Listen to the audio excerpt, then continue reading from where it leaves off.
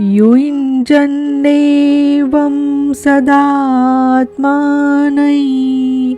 योगी नियतमानसः शान्तिं निर्वाणपरमां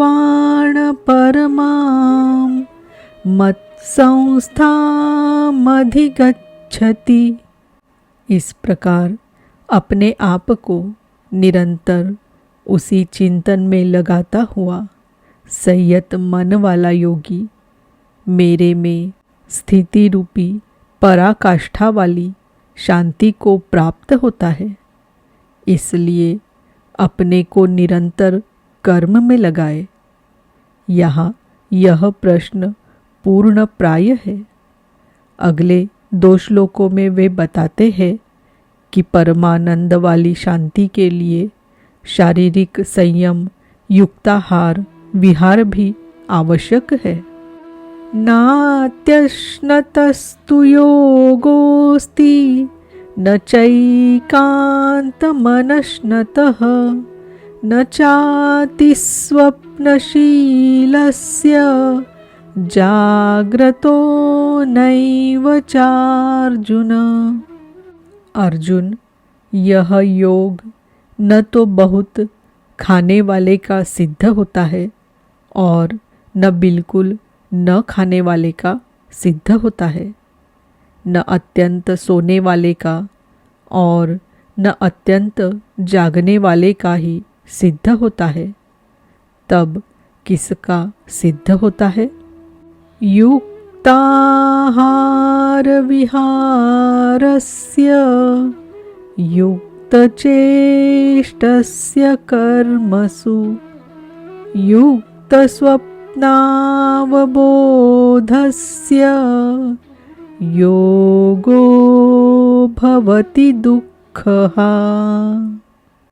दुखों का नाश करने वाला यह योग उचित आहार विहार, कर्मों में उपयुक्त चेष्टा और संतुलित शयन जागरण करने वाले का ही पूर्ण होता है। अधिक भोजन करने से आलस्य, निद्रा और प्रमाद घेरेंगे, तब साधना नहीं होगी। भोजन छोड़ देने से इंद्रियां क्षीण हो जाएंगी, अचल स्थिर बैठने की क्षमता नहीं रहेगी। पूज्य महाराज जी कहते थे कि खुराक से 1.5-2 रोटी कम खाना चाहिए। विहार अर्थात साधन के अनुकूल विचरण, कुछ परिश्रम भी करते रहना चाहिए। कोई कार्य ढूंढ लेना चाहिए, अन्यथा रक्त संचार शिथिल पड़ जाएगा, रोग घेर लेंगे। आयु, सोना और जागना आहार और अभ्यास से घटता बढ़ता है। महाराज जी कहा करते थे, योगी को 4 घंटे सोना चाहिए और अनवरत चिंतन में लगे रहना चाहिए।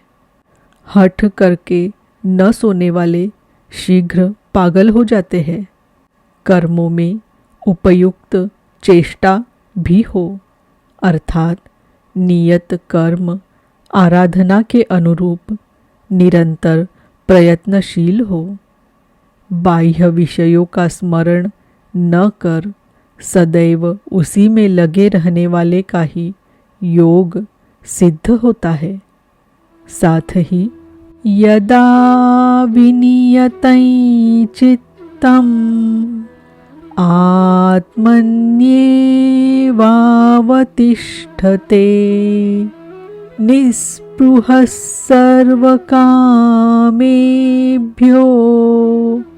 युक्त इत्युच्यते तदा। इस प्रकार योग के अभ्यास से विशेष रूप से वश में किया हुआ चित्त जिस काल में परमात्मा में भली प्रकार स्थित हो जाता है, विलीन सा हो जाता है, उस काल में संपूर्ण कामनाओं से रहित हुआ पुरुष योग युक्त कहा जाता है। अब विशेष जीते हुए चित्त के लक्षण क्या है? यथा दीपो निवातस्थो नेंगते सोपमा स्मृता योगिनो यत चित्तस्य युञ्जतो योगमात्मनः। जिस प्रकार वायु रहित स्थान में रखा गया दीपक चलायमान नहीं होता, लौ सीधे ऊपर जाती है, उसमें कंपन नहीं होता।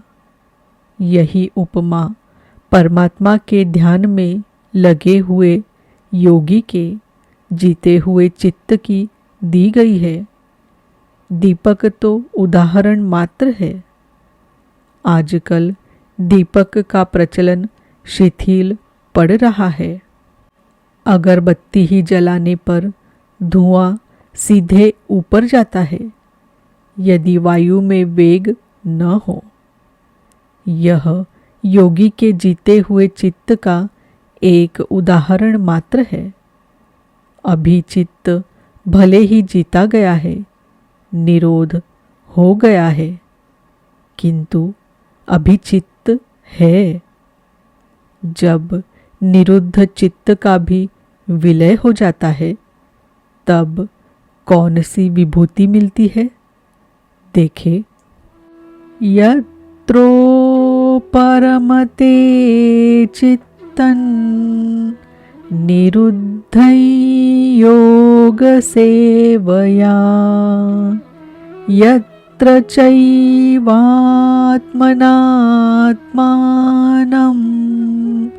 पश्यन्नात्मनि तुष्यति।